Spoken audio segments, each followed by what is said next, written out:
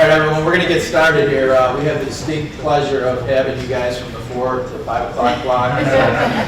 It's always the most difficult one, and you'll see that I'm very passionate. Now that I had an afternoon coffee, I'll probably talk more than I should, but in the interest of trying to get everybody out here on time, Ryan usually keeps me on track. I'm Brian DeSalvo. I work with DCJS now. I've been here for a couple years. I'm the lead field advisor for non-fatal shootings across the state. The reason that is, just given my background, I'm not going to go into it too greatly, but briefly I was with the Rochester Police Department for 20 years, retired as a detective lieutenant, spent several years in different assignments, major crimes, regular investigations, and then before I retired, in charge of a platoon, all the investigators on base. So we dealt with a lot of non-fatal shootings in Rochester. I think in 2020 we had about 420 bullet-to-body shootings. Not anything that overly proud of, but it's factual. It's something that we dealt with on a regular basis. So just given my experience, I'm now working with DCJS on non-fatal shooting stuff. I'm Hannah Cochran. I'm a senior research analyst at the John Finn Institute. It's a research institute based out of Albany. And we do research of various policing initiatives across the state, sometimes outside of the state. So yeah, I'm kind of the evaluative aspect of this. Perfect. Okay, so I'm Ryan Perlongo. I also work at the DCJS. My job is to run what is a very long and unnecessary name. I run what's called the Evidence-Based Training and Innovation section for the Law Enforcement Strategic Assistance Unit. And so what we do there is really try to provide robust research, analytical training, and technical assistance to all statewide agencies, but specifically those that are being grant funded through our gun-involved violence elimination initiative so that they can do the very best work that they do. And we're very proud of their recent progress as we continue to see downward declines in crime. So what we're going to talk about today here is the non-fatal shooting project. I just want to quickly break down how the overall presentation is going to go for today. I'm going to give you a very, very brief history of non-fatal shootings, the problem of it as a whole, why we decided we wanted to address it as a state, and what we decided we were going to do about it. Then I'm going to, at that point, transition over to Hannah, where she's going to talk a little bit about the research evaluations that have happened as a result of the work that we wanted to do here in the state. And Brian is here specifically to provide a lot of information and context to the information that we're providing to you so that you can understand both from a research perspective, a practitioner perspective, from a macro level at the state level, and from a micro level at an agency level, why we think that this is important information for you to receive and how you might be able to think about it, leverage it, and deploy it for your departments and your own jurisdictions. So without further ado, I will move forward. So as far as where we're starting here, this is just an introduction to the issue, right? One of the first elephants in the room that we need to talk about, especially at a nationwide setting, is that it's actually quite difficult to gather information on non-fatal shootings in general, because there are still many, many states across the country that kind of stack all of their non-fatal shootings into aggravated assaults or other general crime categories. So as a result, it becomes very difficult to exactly know how bad your problem is and how well you are addressing the existing problem as it stands. So one of the first things that we wanted to do with our program was start taking a look at what we might do to handle the data collection issue. Obviously, one of the next issues here is low clearance rates for non-fatal shootings. There's a stark contrast between how homicides are cleared and non-fatal shootings are cleared, right? With homicide clearance rates, ranging in the 60%, and non-fatal shooting clearance rates ranging much more in the 15 to 20% across the country. So one of the things we like to point out here with non-fatal shootings is that sometimes they're not prioritized or seen the same way as homicides. And we often make the argument that the only real difference between a non-fatal shooting and a homicide is aim. Okay? So it's very important to understand that when you're addressing these kinds of things, the trigger pullers remain the same. and I'm not going to steal any of Brian's thunder because he's going to get into that in much more detail, but that is one of the crux of the issues that we're trying to talk here.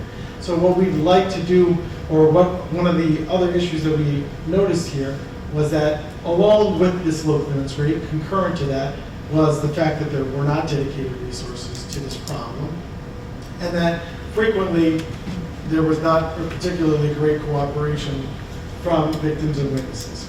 And to the point that I alluded to before, that power few is referring to the idea that in any agency or in any city across the country, the number of people who are actually trigger pullers committing violent crime is a very, very short list, right?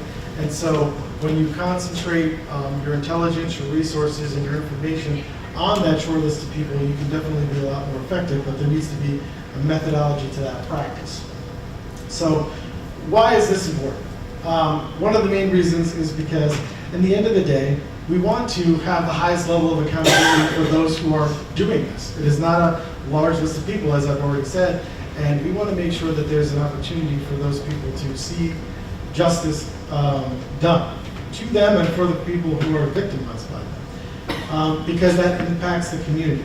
There's a perception that is obviously created by how non-fatal shootings are currently prioritized, and it breeds the potential for retaliation in communities when people don't necessarily think that the police, law enforcement, or anyone else prioritizes or thinks that it's important to handle non-fatal shooting cases the same way as other ones. As a result, that can lead to retaliatory violence, and obviously what we're trying to do is stop that cycle of violence, right?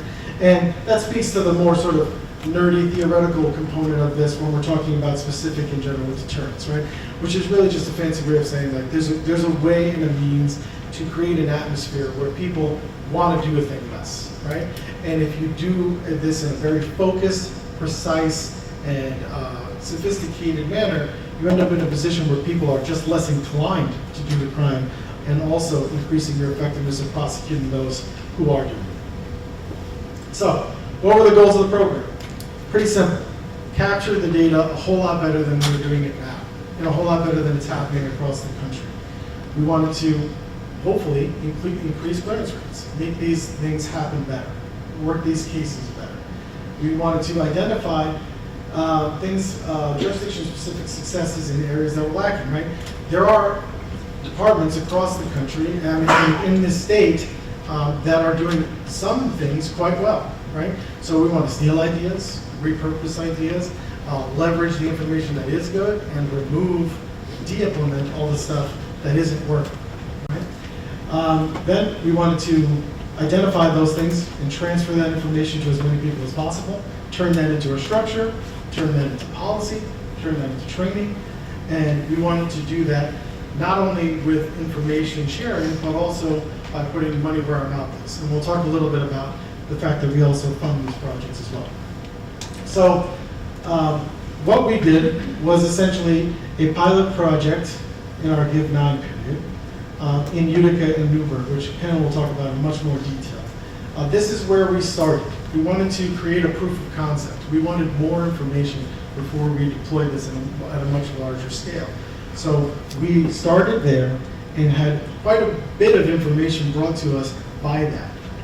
A lot of it was very useful, and a lot of it we leveraged for the next iteration of this. But we also had more information we wanted to find out that we wanted additional context for, so that we could provide better guidance. So what we did in our Give 10 expansion was we rolled it out to every single Give jurisdiction that had shooting and homicide issues. And we also doubled down on the research and had 2 more research partners work with us so that we could get sophisticated pieces of information on what kind of practices we would like to know are happening all across the state, and what we could use as essentially some standards of practice that we want to share with all of you today. So, with that in mind, I will now pass it over to Hannah to talk a little bit about the research end of this. Okay, so this pilot initiative that was funded and supported by BCJS had both of the sites, which were Newburgh and Utica, kind of treat all non-fatal shootings that occurred as homicides in terms of how they were investigated. And that's regardless of victim cooperation, whether or not the victim was cooperative in this case. The specialized non-fatal shooting team were instructed to treat these cases like they were homicides. And we at the Finn Institute tested the impacts of these dedicated resources on case outcomes. So the specialized non-fatal shooting teams were composed of one detective each from the police department, one from the DA's office. There's also a dedicated ADA that worked with those investigators from the time of the incident all the way through and after the arrest. And there's also a specialized crime analyst.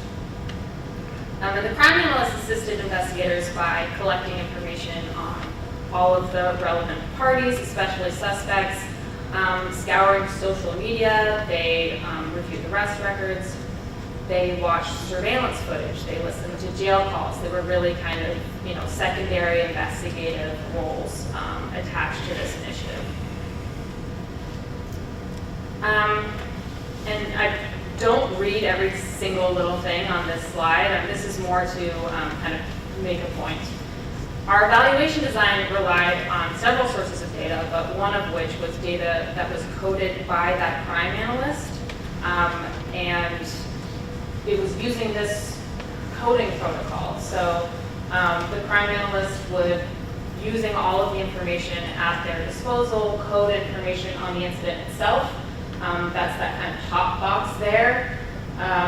Code information on every single person that they could possibly justify as relevant to the case under this persons tab. That's witnesses, suspects, victims, family members, other people at the scene. They coded every single investigative activity, where it was performed, when it was performed, and each piece of evidence that resulted from those activities. So it's obviously a really detailed coding protocol. And so we're not just looking at clearance rates pre and post, we're looking at what the sites did with those dedicated resources to produce different outcomes. And I'm sure you're all aware, but most departments of this size in New York State assign non-fatal shootings to investigators who carry generalized caseloads. So the detectives investigate non-fatal shootings while juggling a slew of other investigations, at the same time. Larcenies, shots fired, robberies, DOAs. And so the specialization of this non-fatal shooting initiative allowed these kind of less burdensome caseloads over here on my right side. And the caseloads of these investigators resembled more of caseloads that homicide detectives typically carry. So they were able to kind of dedicate more resources to those and develop more of a specialization within that category of offense. And another kind of piece of information here that's relevant is that there's actually 2 detectives on this right side. So they're getting, a lot of attention, these non-fatal shootings. And I'll get to the initiative's effects on case outcomes, but there are some other important factors that I want to just kind of cover first. And the first is investigative activities. In the post-initiative investigations, after the initiative began, and that's in orange, personnel performed higher frequencies of activities in both sites, but especially in Newburgh. And you'll see in the coming slides that Utica's patterns are relatively stable, while Newburgh's patterns are much more dramatic increases, and that's because of a host of factors, but it's mainly because the context is a lot different. Utica's a slightly bigger jurisdiction, has more resources at its disposal, and their pre-initiative levels of various factors were already pretty high. So there wasn't too much room for them to grow. But Newburgh is just a fantastic example of what this kind of added focus can do for an investigation. And we also see average numbers of pieces of recovered evidence in the pre to post periods just skyrocket in Newburgh. And they remain relatively stable in Utica. And you'll see here, when we look at the investigative activities, they were doing more technical surveillance, doing more interviews. And that resulted in a greater amount of video and photo evidence, more rumors, word of mouth. So there's this kind of direct through line of activities to evidence. So here I'm going to talk about case lines, which is the time frame over which investigations were conducted. And that's from the date of the incident to the date of the last activity that was performed or the date of arrest. In post-initiative, case lines were longer in both sites, even among cases that lacked victim cooperation, cases in which the victim did not want to talk to investigators, which I'll show in this graph. But I'm going to focus on Newburgh here just for the sake of simplicity. So these are the pre-initiative case lives of cases that lacked victim cooperation in Newburgh. And as you can see, all of the activity was basically performed on the day of the incident, and it just trails off. There's just very little happening as time goes on with these cases that lack victim cooperation. And we see in the post period a very different story. There's just a greater amount of activity that's being performed over a longer period of time. And it's logical to assume that cases that have a cooperative victim are just going to be solved more quickly. They're providing information that is, essential to closing a case. But without a cooperative victim, we found that you need more time to invest effort. And so in this post period, both sites were closing a lot more cases in this kind of longer period of time category. So they needed more time to invest in these cases in order to actually make arrests. And as you can see, the initiative also paid off in clearances. That's the blue in this pre and post. Again, it's more dramatic than Newburgh, but the outcomes are significant in both sites, especially when we factor in all of the other contexts that affected kind of the variables that we see here in Utica. But this 13% to 40% clearance rate in Newburgh really it's substantial. And we also found that the initiative affected things beyond clearances. Witness cooperation increased. There were greater amounts of suspect evidence in both sites, traceable evidence, video photo evidence, social media evidence. This initiative just had the effect of increasing these variables in both sites. And the most significant finding that I think is the primary takeaway from our initial evaluation is that caseloads of investigators matter a lot for case outcomes. And so here's a graph depicting the increase of the non-fatal shooting caseload here in blue, and then we see the decrease in the clearance rate in orange. So investigators were really succeeding here when their caseloads were much lower. And as their caseloads rose, the clearance rate obviously came down. And we were able to do a more rigorous analysis by using a comparison site, a third site that had nothing to do with this initiative. Schenectady was gracious enough to allow us to use their coded data. And statistical analysis showed that this initiative did indeed have statistically significant effects on this clearance rate. It's not just a factor of the other kind of characteristics that typically affect case outcomes. This is purely a result of the initiative and the added resources. So we left the initiative in 2019, and as you can see here, things across the state, in the world, changed fairly quickly. DCJS implemented GIV 10 around 2021, obviously right when we needed to be paying attention to non-fatal shootings. And this graph depicts the rate of non-fatal shootings per 100,000 in a select number of GIV jurisdictions. But suffice to say, this kind of blue dotted line here represents the average.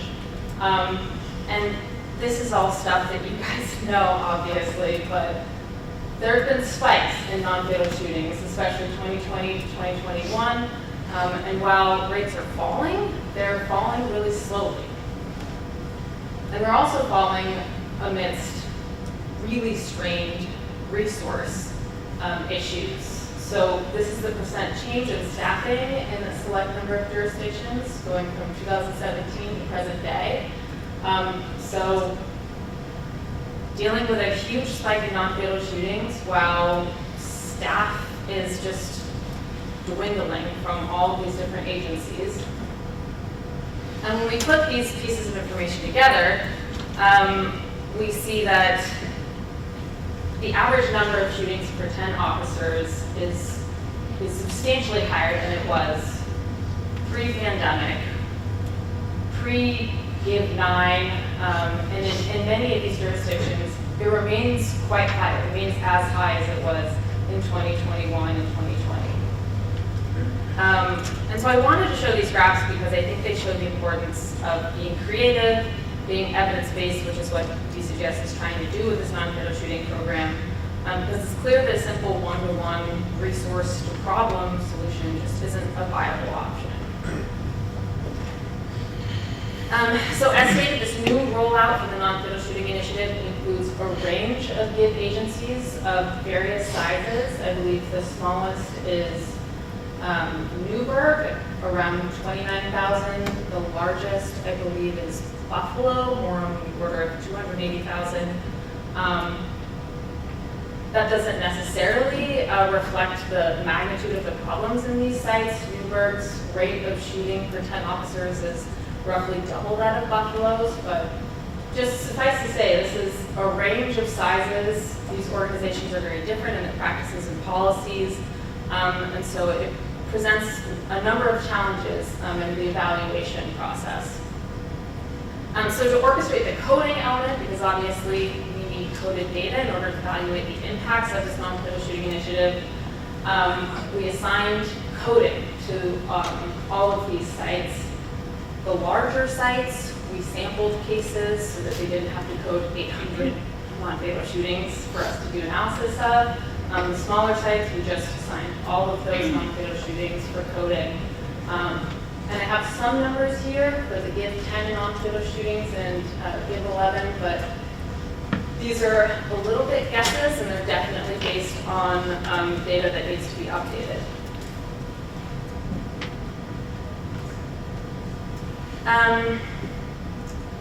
So as you can see here, this is a table depicting, as you go down on this right side here from A to O, these represent different agencies. And as we come across here, these are different features that any given agency might have. So we've got shoot reviews here. The blues are no's, the greens are yeses. And this table is, again, mainly just to make a point that these organizations are approaching this problem really differently. And that makes a lot of sense. These organizations are big, small, they have a large non-fatal shooting problem, their non-fatal shooting problem might not be so large. So it makes sense that not everybody has created new protocols for their non-fatal shooting programs. It makes sense that not everybody's having shoot reviews. But again, this is just to depict the kind of evaluative challenge to wrapping our arms around this problem. We want to make sure that we come up with best practices for organizations of all different kinds, shapes, and sizes. And so in order to do that, we need to make sure that we take account of all these different kind of features, these programmatic features. And briefly before I move on, I will just note that there's a few challenges in the evaluation process beyond this that mostly have to do with the coding element of the initiative. And that is that, because I've mentioned this issue of strained resources, a lot of departments have found it difficult to allocate resources to a dedicated crime analyst to code information about incidents. It's not something that you really want someone to be doing all day in your agency. And that makes sense to me, but it's also how we can evaluate what the agency is doing.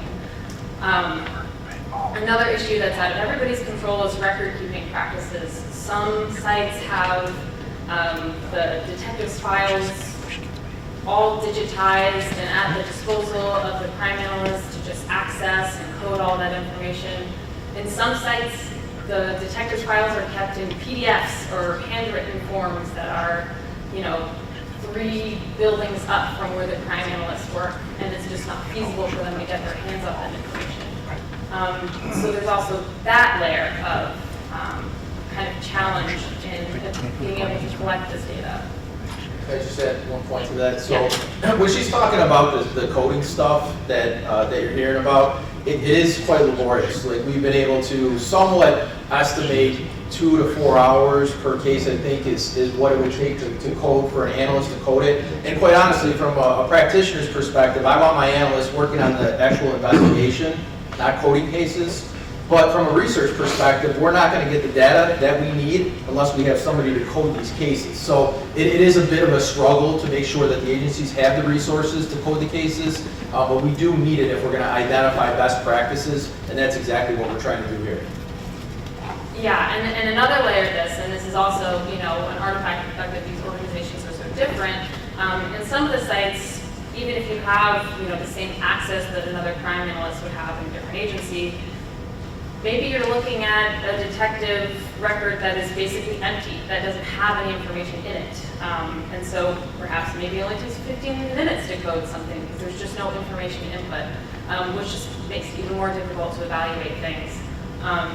But just to say, there's a range of different organizations, different practices, and we're trying to make sure that we get everybody on top of the coding aspect of this. So the next few slides are simply to demonstrate how differently these jurisdictions operate. And it's within this kind of variable context that we hope to find answers for best practices. And so this is based on coded data of pre-GIV-10 cases. When we look at the average number of days cases are open without arrest, that is the number of days from the date of the incident to the date of the last activity. There's obviously a huge range of variation across the agencies. Some of them are closing cases within a month, some of them a few months, some of them are keeping them open for almost a year before they close out these cases and finish doing their last activity. And when we look at the average number of days to arrest, we also see a little bit of variation here, although when sites make arrests, they do make them fairly quickly. They tend to make them within the first couple of months. There's a few outliers here. Some sites are able to continue working on cases again for almost up to a year before they finally eventuate an arrest. And so these are just other kind of variables to take into account when we're trying to think of what is the best practice for an organization of various kind of features. And I have final 2 slides here. Some initial findings to share from our GIV-10. I know, sorry, Brian, I'm almost done. These are just split up in different sites here. So A, B, D, and F are different sites. A range of different activities that we're looking at. These are pre-GIV-10 rates of activities.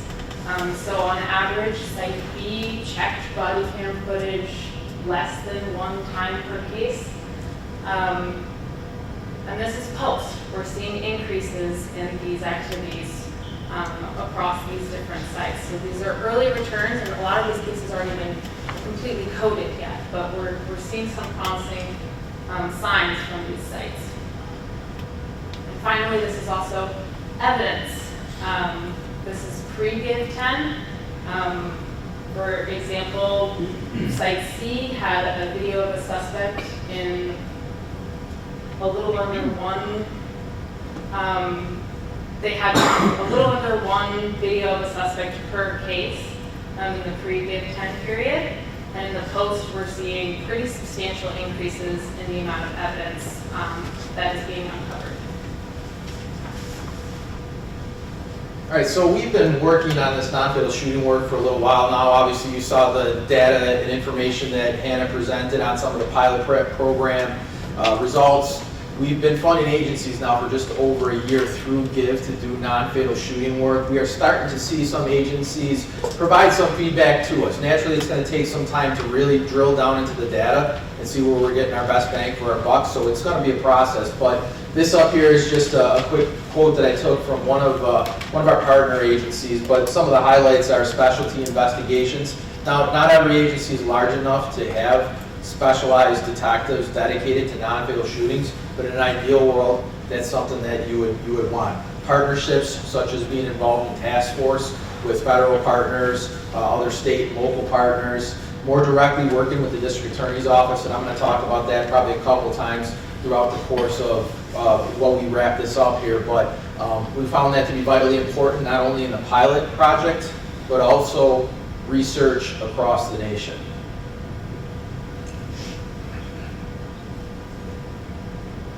All right, so some overarching themes, and I'll say this before I get into some of this stuff.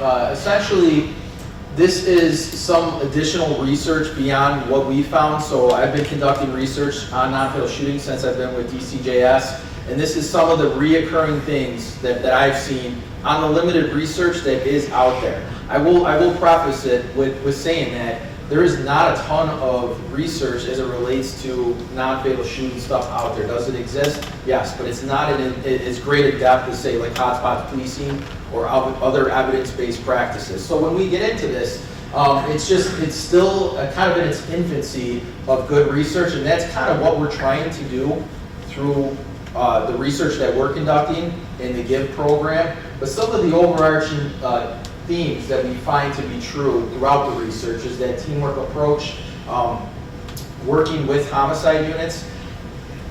We were talking about this the other day, and the idea came up that an agency had a dedicated non-fatal shooting team. It's a larger agency within the state, and that's great.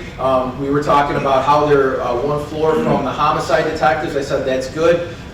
Better, put them closer to the homicide detectives, maybe on the same floor. Best, put them in the same room if you can with the homicide detectives. And there's a lot of benefits to them working directly with homicide. There's probably a lot of crossover with the cases as well too for the homicide unit. Naturally, if somebody's going to pull the trigger in a non-fatal shooting, they may be responsible for a homicide. So the information sharing occurs a little bit quicker. Working on targeted policing programs within the community to reduce gang, drug, and violent criminal activity. Essentially, you want to prioritize this from the top down, and I will say this before I get into all these other things too. Some of this stuff is not extremely profound, and I would be willing to bet that the majority of agencies in here probably do some, if not a lot of this stuff already. But again, this is the stuff that we've discovered is the best practices. So, like most other evidence-based practices, it has to start with the top down, and that means prioritizing non-fatal shootings, making them important. Not only that, providing resources to those units so that they can investigate these cases. Involving a prosecutor earlier in the case, vitally important. You get a victim that shows up at the hospital with a gunshot wound, they don't want to tell you anything. You may want to reach out to a prosecutor, let them know, but chances are they really don't need to come down to the scene, right? In another scenario, though, you have multiple people shot, potential witnesses on the scene. You may want to involve the prosecutor from the get-go and have them actually respond to the scene. I know several agencies have started to do that. I think it's already started to pay benefits to get them involved early. They get the buy-in from the case. They get to understand what's going on, who the people are involved, what the evidence is, and possibly influence things like subpoenas, search warrants, stuff like that. Staffing appropriately. This kind of goes back to the discussion on caseload. Having enough detectives to handle these cases is vitally important. Hannah alluded to it, and I think Ryan even touched on it. A lot of times with these cases, non-fatal shootings are just lumped in with other crimes, general detectives. So it makes it a lot more difficult when you're getting thrown economic crime cases, burglary cases, especially when you have an uncooperative victim, right? The detectives may not be as quick to want to work that case when they have another case that maybe has more solvability. So staffing appropriately, advancing training. One of the things that I found to be extremely remarkable across the state is we don't give our detectives much training, if any training at all. For a lot of agencies, what do we do with our detectives, right? We throw them a gold shield and say, you're a detective, now you should be able to go to a scene, write search warrants, do all that stuff. But for a lot of agencies, we're not doing stuff like field training, basic training. They get a little bit on-the-job training, right? They get in the box with a senior detective and they learn how to do interview and interrogation. They learn how to write search warrants because we recycle them, you know, they keep them on a hard drive somewhere. And they basically take the old information out, put the new information in, and that's kind of, for most agencies, how we train detectives. Really not good enough, especially today. Formalized training and advanced training is necessary, especially with technology. Cell phones are huge in investigations, and anybody in this room that is involved in detective work knows how important those are in investigations. But showing them how they can be utilized in the investigative process to make a case is vitally important. Utilizing partnerships, this can't really be understated. Most agencies that do have success in these cases, or they have higher levels of clearance rates, will point to partnerships. They could be internally, good partnerships within the organization, but also externally. All right, I talked about the prosecutor's office, but even beyond that, the federal agencies, federal partners, other state and local probation, parole, and outside agencies. Good organization and management. Hannah talked about this a little bit, but it is another thing that I'm very surprised about across the state. The records management of certain organizations still is not really up to snuff. A lot of stuff is kept on paper and only detective files, which means that your crime analysts are probably not going to have access to that. And the crime analysts are a huge cog in the wheel. I'll talk about them a little bit more because I kind of go through this, but incorporating them into the process is huge. I have plenty of success stories, probably dozens of incidents where we brought a crime analyst in right from the get-go on a shooting, and they've helped make or push that case forward a lot quicker than what it would have gone to. Training first responders is another key element too, because these are your first people that are showing up on scene. So training them, but it's really more setting what the expectations are for them. You know, what do you want them to do when you get on scene? And we have another slide, I'll go over that in better depth. I talked a little bit about leveraging technology. So that leads into patrol response. So telling them, you know, exactly what you want them to do when they get on scene. It could be something as simple as telling them, let that BWC, let that body-worn camera roll. Why? Because it captures people leaving the scene, it captures vehicles, you may have a chaotic shooting. In those type of circumstances, that can then be viewed later on to identify people that are leaving the scene. Sometimes suspects still have not left the scene, vehicles that are there. So telling them stuff like, let the body-worn camera roll when you're at the scene. And then also scene security. You know, something as simple as telling them bigger is better or hold it for longer. It's one thing that I always found during our investigations that I try to reiterate with first responders. Make the scene bigger, make it bigger. We can always make it less, but it's harder to make it bigger after you set a smaller scene. And hold it longer. It didn't matter to me. When we're working a shooting scene, especially a serious shooting, let's hold it for as long as we need to ensure that we got the evidence that we need before we let the scene go. So just stuff like that, setting the expectations with patrol. Policy and checklists can also be vitally important. It does help guide your agencies. We are working on a statewide checklist through DCJS. There's just not a ton of them out there. I've looked at a lot of different checklists, and some people like them, some people don't. I understand that, but it is a good thing to kind of keep in your back pocket, especially for newer detectives or supervisors, just to take a quick look. Sometimes you overlook one or two things and you say, hey, I forgot about that. So it is important to have that policy in place and checklist. I talked a little bit already about records organization, but again, very important to have that stuff in some kind of digitalized format and have it organized so that those that need access to it can get that access. Victim and witness cooperation, I would say, you know, this is probably one of the biggest stumbling blocks that we have in making non-fatal shootings, right? I think anybody in here that works non-fatal shootings probably attest to the fact that that's one of the most difficult things that's preventing them from making cases. Victims that don't want to cooperate, witnesses that don't want to cooperate. Well, you know what, we have to get past the day and age where we go to a scene and we say, the victim doesn't want to cooperate, we're done with this case. You can't really do that anymore. There are ways that we can make cases without victim cooperation or witness cooperation, but there's also ways that maybe we can gain a little bit better victim and witness cooperation. And I'm not under any delusion that there's people out there that are straight no's, all right? There are people that are going to get shot, that are going to tell the detectives, no, I'm not cooperating, and nothing you can do will get them to cooperate, all right? And then there's probably a lot of yes people as well that are just going to provide the information. But I guess what, from our perspective, what we're really looking at is the majority of people that are maybes, all right? Somebody might cooperate in an investigation, but it depends, right? It depends on how the initial detective, it's something as simple as how the initial detective approaches them, right? It's like going to the hospital and somebody just got shot and then just asking for the facts instead of saying, how you doing? It's a simple and maybe a little bit different thing, but it's something that could change the trajectory of the cooperation. So using a procedurally just approach with victims or witnesses would be encouraged for detectives, as well as utilizing victim and witness advocates.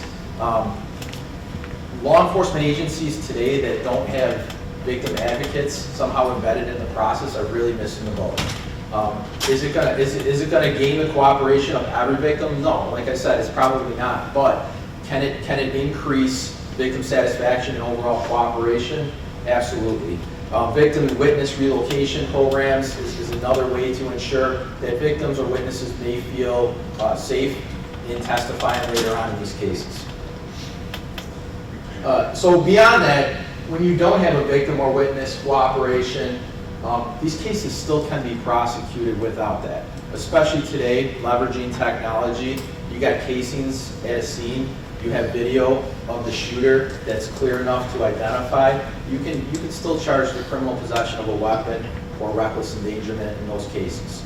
But what it takes is not only the fact that you get the evidence, you also have to have the buy-in from the prosecutor's office as well too, because at the end of the day, they're the ones that are prosecuting those cases, and that really goes back to that collaboration with the prosecutors so that they know what's going on in the case and they can make an informed decision. Yeah, we do have enough. Let's go ahead and charge this person with reckless endangerment, criminal possession of a weapon. There's also other opportunities for them to maybe subpoena the victim just to get on the stand and say, yeah, I was shot and injured, or subpoena medical records. So there are a variety of different ways that we can make these cases beyond just having victim or witness cooperation. Structure of the units is also something that we found to be vitally important. I talked about having them structured close to or with homicide units, but scheduling your detectives in a manner too that corresponds with gun violence might be important as well too. Too many agencies I see across the state have detectives that work Monday through Friday days. It's great because if it works for your agency, fine, right? Not one size fits all, but if you have a good amount of gun violence in your city or in your area, are your detectives that are working those cases assigned accordingly for the times that those are occurring? Selecting the best detectives is also something that I guess would fall under the structure of units. Now, I understand how labor laws kind of work in New York State and unions and stuff like that. So sometimes that is a little bit of an obstacle in selecting the best detectives because sometimes unions dictate how individuals get selected for positions. But in my experience is the best detectives, whether it be homicide detectives, ones that work economic crimes, it doesn't matter what it is. They're the ones that are most passionate about working those type of crimes. So if you can, and you have the ability to put those detectives in those positions to be successful, that's the ideal scenario. Assigning detectives immediately. There's probably, and I know of at least a couple agencies where they may not send detectives in, especially smaller agencies that just don't have the resources. But if you get a shooting, there's nothing worse than coming in the following day as a detective and getting handed a case or getting a case put on your desk where you didn't have the opportunity to go down to the scene, see the overall lay of the scene, see where the evidence was, and try to get a lay of the land and be part of the preliminary investigation. So calling them in and assigning them from the beginning is vitally important. Investigative supervision. This is probably one of the biggest or difficult parts of, I guess trying to further an investigation. It really is vitally important to have the correct supervisors that are involved in these cases. During the preliminary investigation, they should be responding to the scene, coordinating briefs with patrol, prioritizing investigative tasks.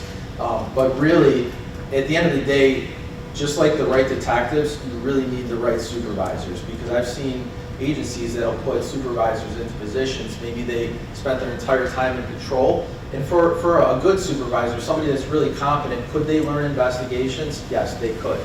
But in an ideal world, you want somebody that's knowledgeable about investigations to run these investigations. So again, it's having the supervisors there that can really drive these cases, drive these tasks, and just make sure that they're being held accountable for what they need to do.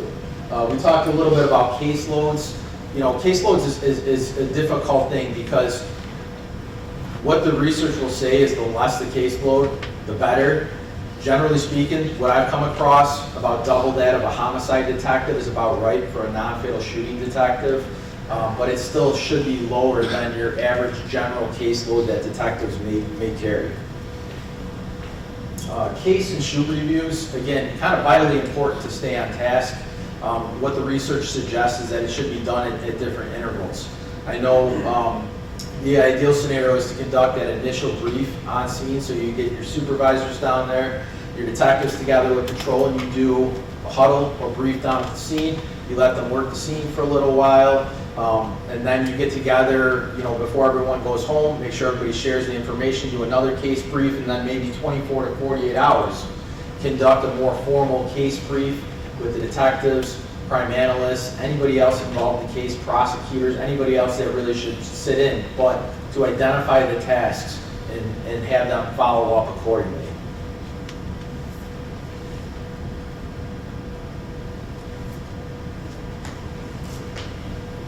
All right, investigative follow-up.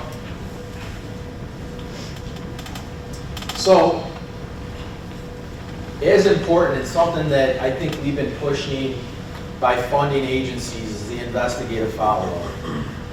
A lot of that comes in the manner of making sure detectives get back out to the scene as soon as they possibly can to re-canvass the neighborhood. And so, for example, you might have a shooting that occurs, a lot of shootings occur later at night, 8, 9 o'clock at night. The detectives may work that till, you know, maybe midnight, 1 o'clock in the morning. They're going to get tired, and they're going to run out of things to chase at that point. They need, just like anybody else, they need sleep. What is recommended is to send them home, but then to bring them back as early as convenient for them to continue to work the case. Why? Because a lot of stuff can be done, especially during the daytime, that can't be done at night. In many instances, video collection hasn't been done at locations for different reasons, whether or not the person didn't answer the door, whether they didn't have access to the video at the time, but collecting video, video identification not discovered during the preliminary checks.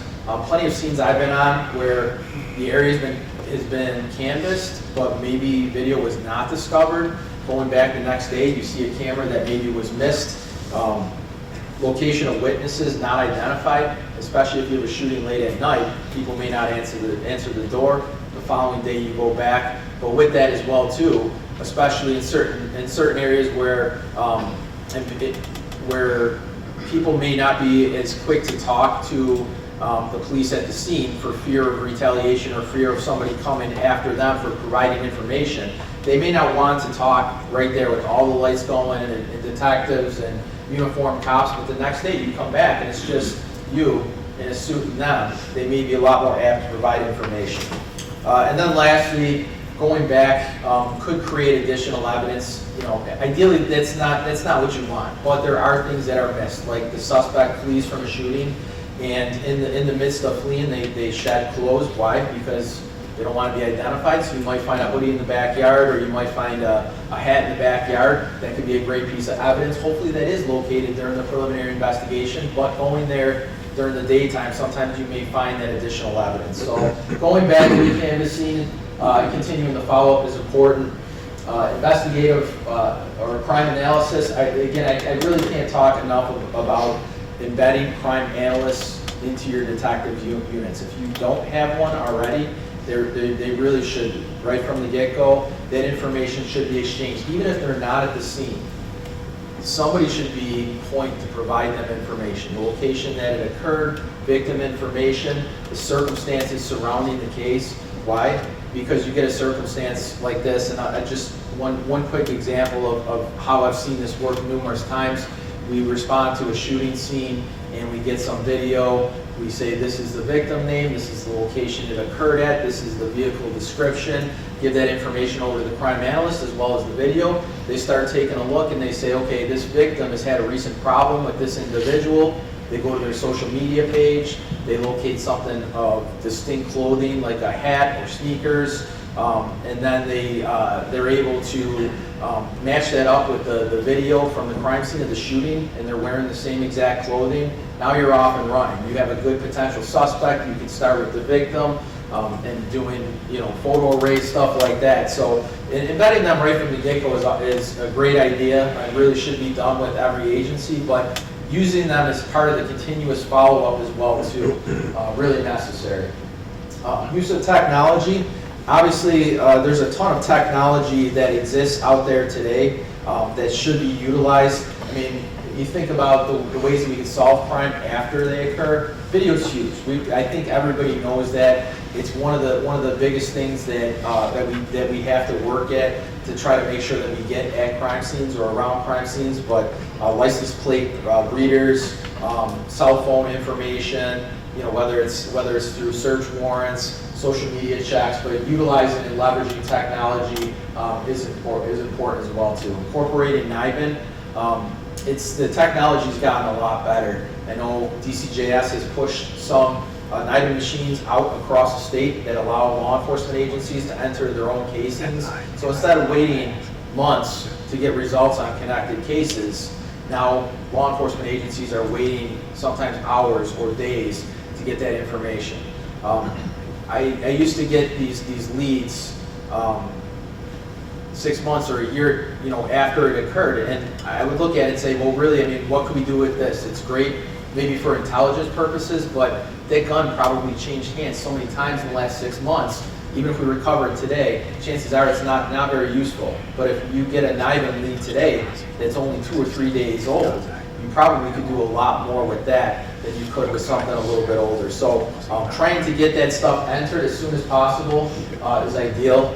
Detective training, I talked a little bit about that, but they really need to be trained in technology. They're not going to know what they don't know. So how to write search warrants, the use of technology, even basic training such as interview tactics. One of the things that we're taking a look at in the state is science-based interview training and how that works and compared to maybe some older training like read technique. Some of you may be familiar with that.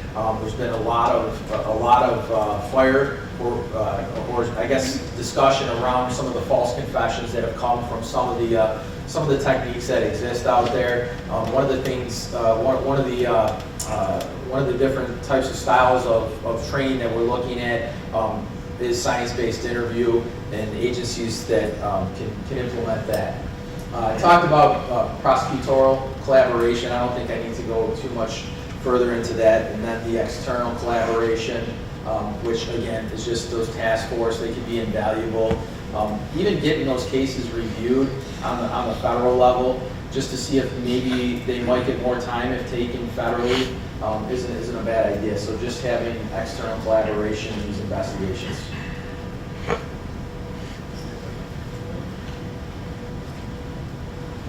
Okay, so just some closing comments here. I'm going to get on my soapbox for a second just to talk a little bit about implementation science, which is really just a fancy way of explaining how to build a process in a way that's systematic and sustainable and continues to happen over time in your organization, and how it's key to getting this stuff to work. Because even good ideas If there's poor implementation, it's very easy for those things to die out or to not work as effectively as you would like them to do.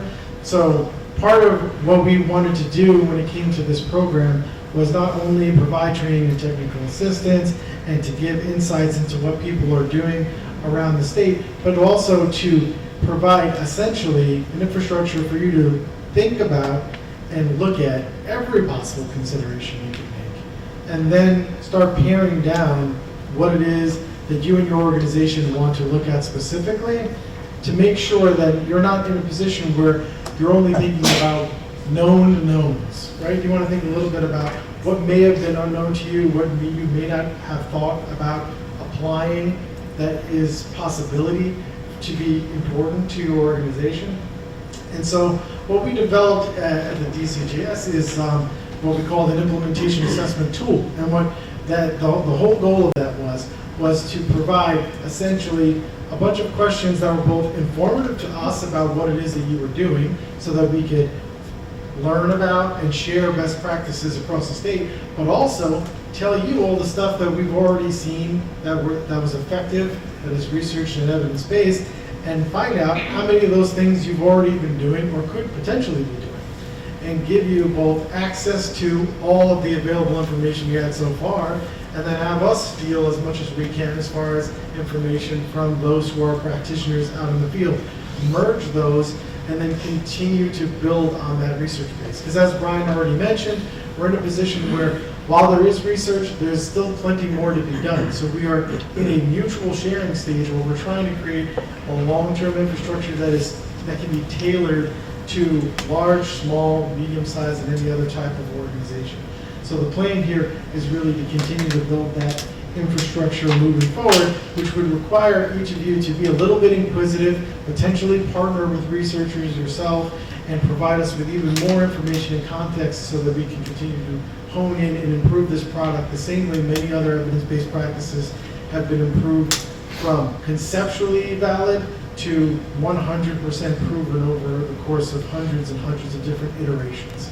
So that's really our goal here and the plan of this. So the final thoughts here are really that if you have any takeaways from this, that structure and infrastructure, the benefits of structured protocols, increasing cross-communication across all departments that even touch a non-fatal shooting early on and often, whether that's partner agencies with the collaboration of prosecutors, with the collaboration of crime analysis, and trying to hone in on what you can actually do. Do not copy and paste the best practice from another place. We will share information from you, but it always needs to be tailored and crafted to what you actually have available to you in your jurisdiction. And that requires conversations within the context of the confines of what's happening in your organization. So we've identified, obviously, quite a few different areas in which you could fall into traps that we want you guys to avoid. And there will continue to be barriers. As you find them, please share them with us so we can start working on mitigation strategies. This is going to be a thing where we'd like to create an ongoing exchange where we're mutually benefiting one another to the point where we now can say wholesale that we have ways that we can attack this from all fronts. So with that being said, that's the end of our presentation, and thank you guys very much.